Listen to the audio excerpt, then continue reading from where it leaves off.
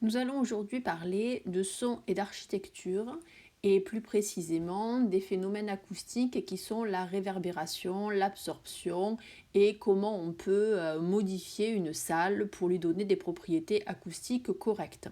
Commençons par quelques définitions.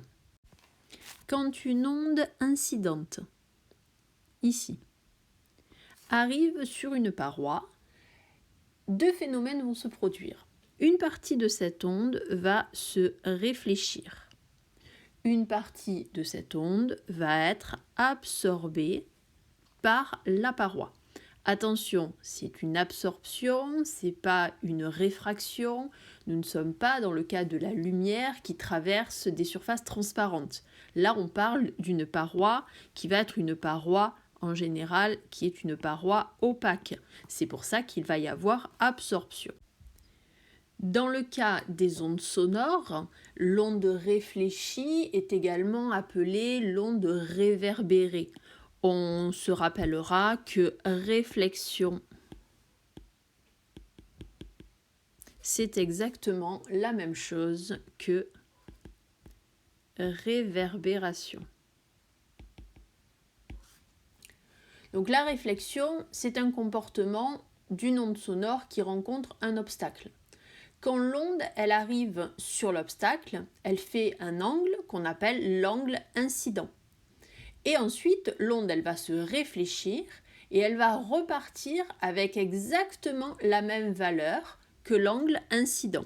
Donc si on note l'angle incident petit i à ce niveau-là, eh bien l'onde réfléchie va se réfléchir et va comme rebondir en formant le même angle petit i. L'onde sonore, elle n'est jamais totalement réfléchie par les obstacles.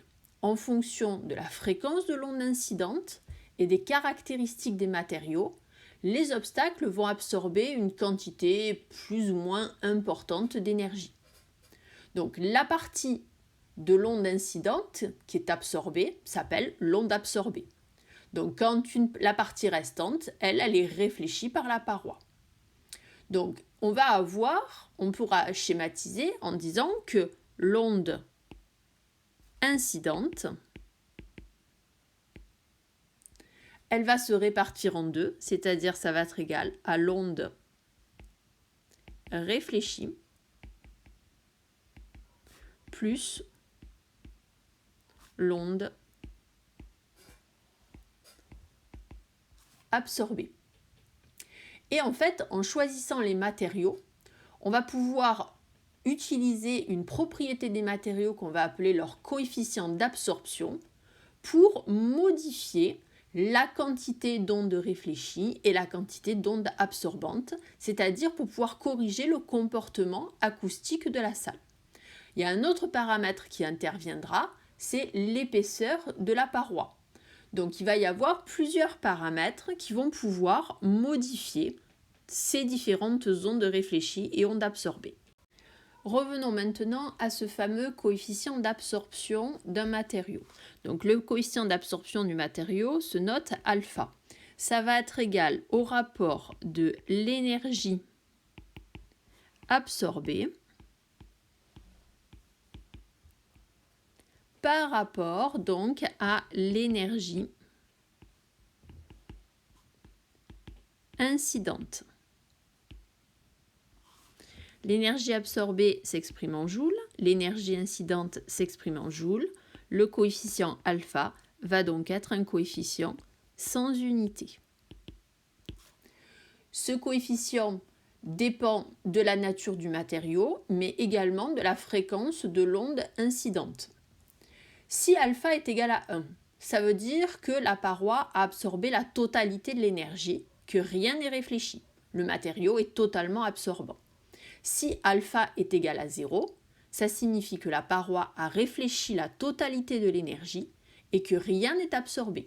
On dit que le matériau est réverbérant.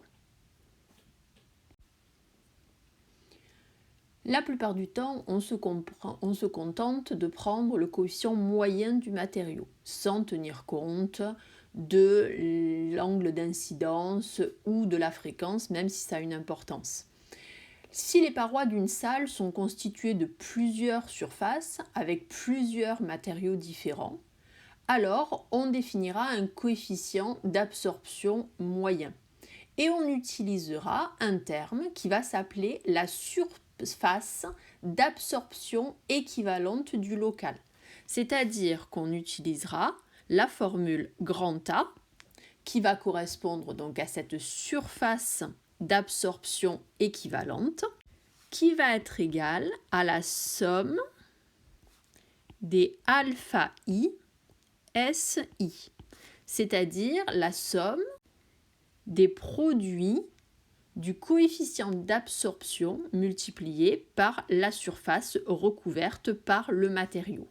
On pourrait donc écrire alpha 1 multiplié par S1 plus alpha 2 multiplié par S2 plus alpha 3 multiplié par S3 et ainsi de suite, autant qu'il y a de surface et qu'il y a de matériaux. Grand A, c'est une surface d'absorption équivalente. Elle va donc s'exprimer en mètres carrés. Dans toutes ces formules, le coefficient alpha n'a pas d'unité. Et les surfaces s'exprimeront toutes en mètres carrés. Passons maintenant à ce que l'on entend. On entend un niveau acoustique grand L qui s'exprime en décibels. Ce niveau acoustique est lié à l'intensité acoustique. Quand vous êtes dans une pièce fermée, par exemple que vous regardez la télévision, eh bien, vous allez percevoir le son en premier, le son direct, qui provient directement de l'enceinte de votre télévision pour aller directement jusqu'à vous. Mais vous allez percevoir également le son réfléchi, c'est-à-dire celui qui va se réfléchir sur les parois de part et d'autre de la pièce et qui va également arriver jusqu'à vous. Une partie du son va également être réfléchie au fond de la pièce et là aussi va se réfléchir sur les différentes parois et peut également arriver jusqu'à vous. On peut donc écrire que l'intensité totale qui est reçue par la personne va être égale à l'intensité directe plus l'intensité réfléchie par les différentes parois. Le problème à ce moment-là, c'est que les ondes ne vont pas toutes parcourir la même distance. Elles vont donc arriver aux oreilles de l'auditeur avec un temps de retard par rapport à l'onde directe.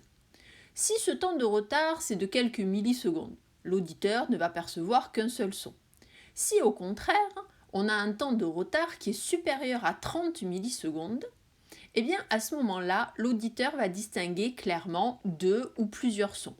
C'est cet effet qui est à l'origine de l'écho ou du phénomène de réverbération bien connu. C'est pour ça que dans certaines vallées de montagne ou certains édifices religieux, on va entendre plusieurs échos, on peut même entendre plus de 7 échos. L'écho, ou réverbération, est donc un phénomène naturel qui est présent partout et en tous les lieux. Ce phénomène de réverbération, il va être très important quand on va avoir des surfaces qui sont constituées de matériaux lisses, rigides, durs, comme du béton, des pierres, du carrelage, quand il n'y a pas beaucoup de meubles ou de personnes. On va donc définir ce qu'on appelle le temps de réverbération du local, c'est-à-dire la durée nécessaire pour que l'intensité sonore diminue de 60 décibels après extinction de la source. Le but va donc être de choisir des matériaux pour pouvoir moduler ce temps de réverbération pour qu'il soit adapté à l'usage que l'on veut en faire. On note la définition du temps de réverbération. Ce temps de réverbération peut se calculer dans la plupart des situations par la formule de Sabine. TR, le temps de réverbération, est égal à 0,16 multiplié par grand V, le volume de la pièce, divisé par grand A étant la surface d'absorption équivalente que l'on a définie précédemment. TR va s'exprimer en secondes, le volume de la pièce en mètres cubes et grand A en mètres carrés.